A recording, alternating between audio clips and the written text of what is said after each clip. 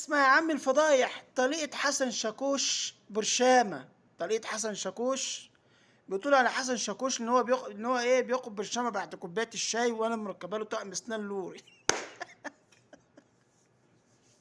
ولا كنت بنضفه ولا كنت بحميه يا معفن. و60,000 جنيه راح لابن اختك ولا ابن انت اختك. انت ده انا نضفتك وفي الاخر رميتك يا جدعان. ده الواحد بيسمع تصريحات اليومين دول ما يسمعهاش في مصمت. ما يسمعهاش في مصمت. يخرب بيوتكم، ده فاتحين بعض على هوا.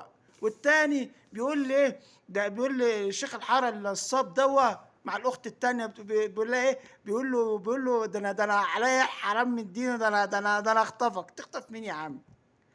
تخطف مين يا عم؟ بيقول لك ده بيقول لك ايه؟ ده انا نزلت اكلت بيقول لك سبت مراته ونزلت اكلت حواوشي. يخرب بيت ام الهطل يا ناس.